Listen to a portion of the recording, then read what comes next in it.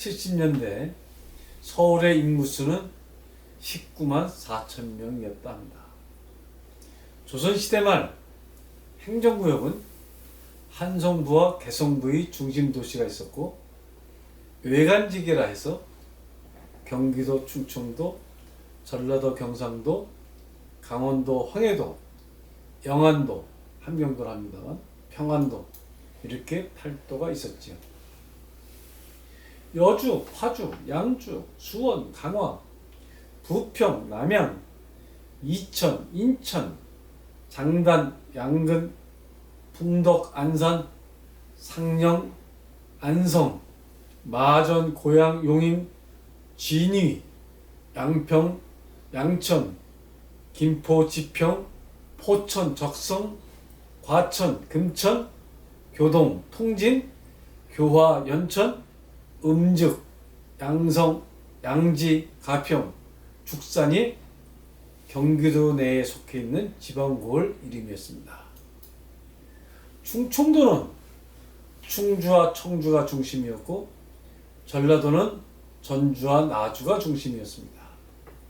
경상도는 무슨 연유인지 경주 다음에 창원과 안동이 더 큰 도부가 있던 도시였는데, 그 다음 지기인 정삼품 목사가 운영하는 상주, 진주, 성주 가운데 상주를 중시해서 경상도라 하였습니다. 강원도는 강릉과 원주로, 황해도는 황주와 해주로 대표되었습니다. 오늘날 한경도라 불리우는 영안도는 영흥과 안변이 큰 고을이었으며, 평안도는 여기도 평양과 그 다음 도시 영면을 뛰어넘어서 안주, 정주, 의주 가운데 안주를 대표 도시로 삼아서 평안도가 되었습니다.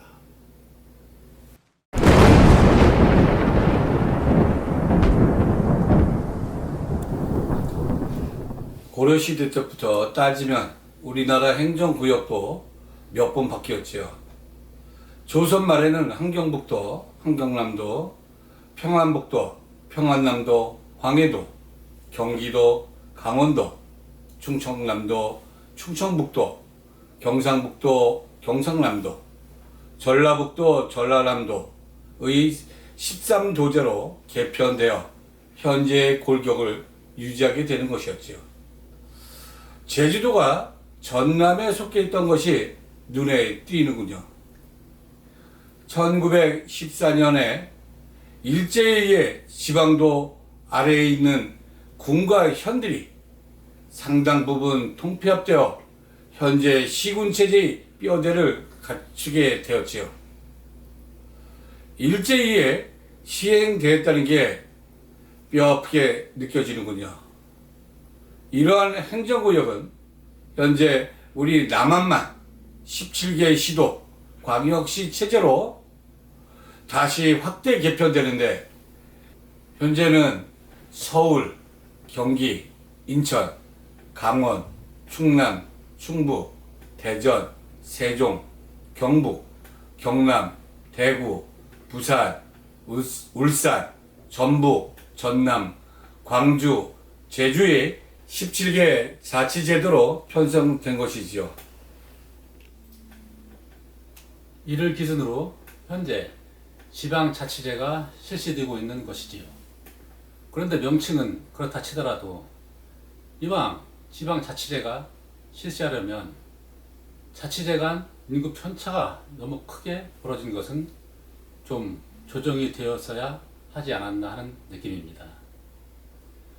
국회의원 선거구도 인구 편차가 너무 크면 위헌이다 하는 것처럼, 지자체도 최대 경기도는 2021년도 현재 자그마치 1347만 명이나 됩니다.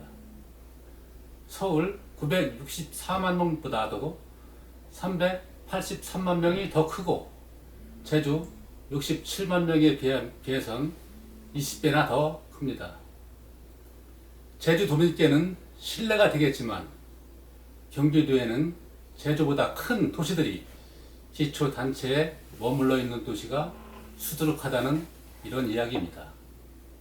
행정구역도 정치적 고려가 없을 수 없지만 이래 놓고 보면 도시 간 불균형이 많이 나타난다 하는 이야기입니다.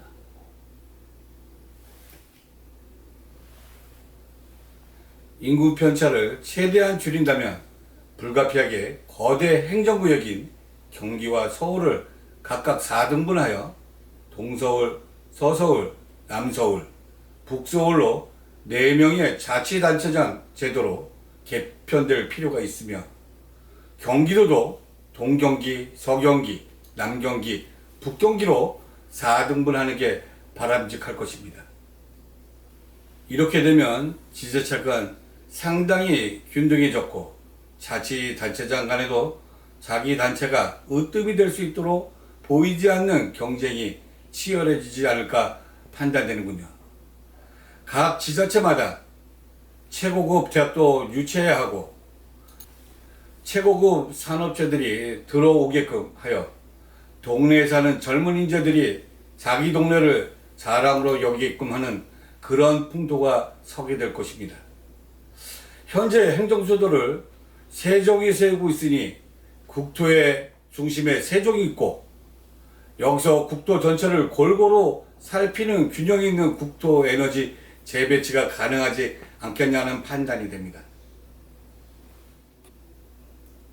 이렇게 행정구역을 지자체 개편에 맞춰 적정하게 재개편함과 동시에 지방자치제도도 현재 기초와 광역으로 이분화되어 있는 것을 통합하여 국회의원 1인당 5명의 지방의원이 들어가게끔 하면 300명 국회의원에 1500명 지방의원으로 시스템이 간단 명료해질 수 있을 것입니다. 이렇게 하는 이유는 국회의원이든 지방의원이든 그 숫자가 단촐해짐으로써 의원들의 품위도 격상되는 측면이 있으며 당선된 의원들도 스스로 경계심을 갖고 더 주민들에게 봉사하지 않을까 판단이 됩니다. 지방의원 출신들이 국회의원으로 들어가는 일종의 예비훈련 과정이다 봐도 좋겠고 각 정당에서는 인력 자원을 확보하는 데 많은 도움이 될 것입니다. 인원이 대폭 줄어들므로써 의원에 대한 예우도 제대로 현실화할 수 있는 장점이 있겠습니다. 뭐든지 나라 시스템이 간편하고 이해하기 쉬워야 발전들이 좋게 일어날 것입니다. 거대 지방자치단체장들이 자기 고을을 어떻게 하면 세계적 명품 도시로 만들 것인가 고민하지 않고 되자마자 벌써 대통령 할 꿈들만 꾸면서 자기 조직 챙기기에만 혈안이니 이래갖고 과연 도시가 제대로 발전이 되겠습니까? 대권과 할 사람들은 자치단체장을 해서는 안 될 것입니다. 정말 평이 너무너무 기가 막히게 좋게 국민 전체에 나서 저 사람 대통령 수상 시켜야 하겠다. 당원들이 난리가 나면 모를까. 자치단체장은 그 고을을 최고급 고을로 만드는 데 인생의 모든 것을 바쳐야 온당할 것입니다. 지방자치제를 하는 이유도 이런 데 있는 것입니다. 국법의 큰 틀은 지키면서 자기 고을을 다루는 데 비해 특색 있게 특화시키는 것, 일례로 강원도나 전남 해안가, 제주도 이런 데를 국내 사람들만 관광 오게 만드는 것이 아니라 전 세계 사람들이 관광 오게끔 특화 개발시키는 것, 전라도 지역을 전 세계 음식 천국으로 만드는 것, 이런 것이 지방자치제를 하는 이유란 뜻입니다. 서울대학교도 교명을 보통명사, 예를 들면 집현전 대학교로 바꿔 지방 국립대학들과 통폐합하여 지방 인재들이 서울로 유학 오지 않아도 되게끔 전국에 4-5군데로 분산 배치할 필요가 있을 것입니다. 현재의 관악 캠퍼스는 전부 대학원과 산업 협동화 단지로 특화 개발하는 것도 그랜드 플랜이 되겠습니다. 각 지자체마다 산업 협동화 시스템을 잘 짜서 강원도의 경우 동부가 최고 수준의 산지 개발 모델을 치고 나갈 필요가 있으며 산업체들의 휴양도시로 특화 개발할 필요가 있을 것입니다. 경북과 경남 권역은 기존의 울산, 부산, 거제권과 합동으로 중화 공업벨트를 더욱 강화시키는 쪽으로 나가고 대학교도 이와 연계해 나가야 할 것입니다.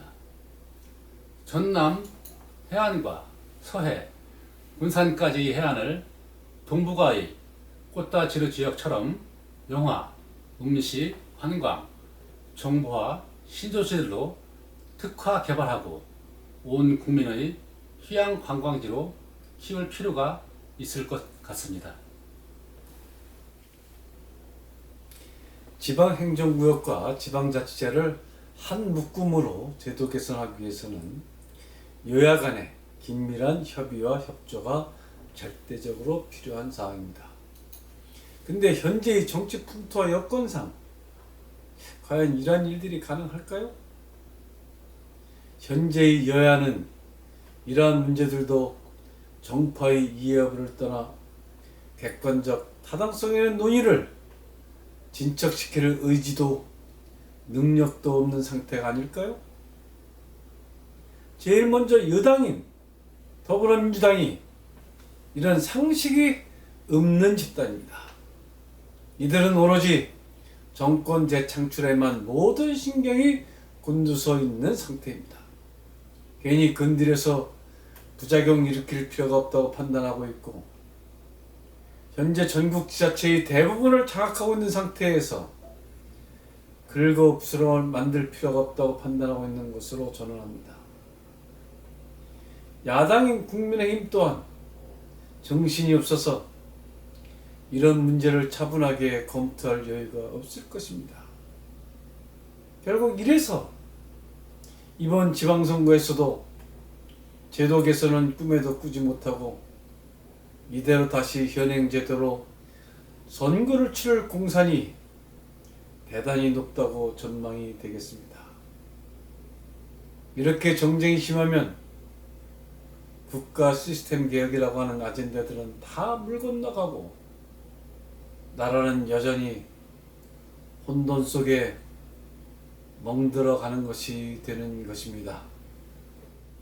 오늘은 여기까지 하겠습니다. 여러분 좋으셨다면 구독과 좋아요, 응원 댓글 3종 세트 꼭 부탁드리겠습니다. 여러분의 응원이 저희 방송이 명품 방송이 되는데 결정적인 역할을 하게 될 것입니다. 그럼 다음 시간에 다시 만나 뵙도록 하겠습니다. 감사합니다, 여러분.